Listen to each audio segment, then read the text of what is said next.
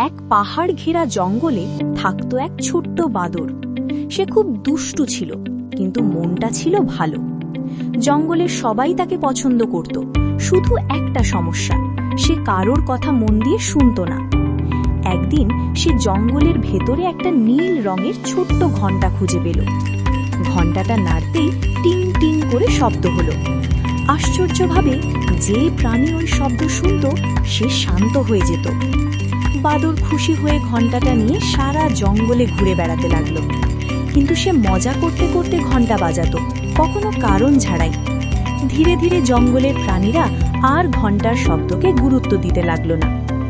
একদিন সত্যিই বিপদ এলো, জঙ্গলে আগুন লেগে গেল। বাদর জোরে জোরে ঘণ্টা বাজালো, কিন্তু কেউ আর শুনল না। সবাই ভাবল আবারও মজা করছে। শেষমেশ বাদর নিজেই দৌড়ে গিয়ে সবাইকে সতর্ক করল। প্রাণীরা কোনো মতে বাঁচল। তখন বাদর বুঝল, ভালো জিনিসকে ভুল কাজে ব্যবহার করলে তার মূল্য নষ্ট হয়ে যায়। সেদিন থেকে সে ঘণ্টা বাজাতো শুধু দরকারে।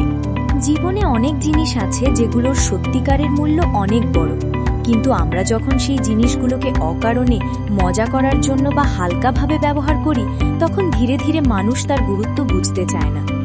যে কথা সবসময় বলা হয় তার মূল্য থাকে না। যে সতর্কতা বারবার অকারণে দেওয়া হয়, একদিন তা কেউ শোনে না। তাই প্রয়োজনের সময় সঠিক কাজ করা উচিত, কারণ মূল্যবান জিনিসের সম্মান রাখতে না পারলে সেই মূল্য নিজেই হারিয়ে যায়। গল্পটা ভালো লাগলে সাবস্ক্রাইব করো, লাইক দাও আর বন্ধুদের সঙ্গে শেয়ার করো।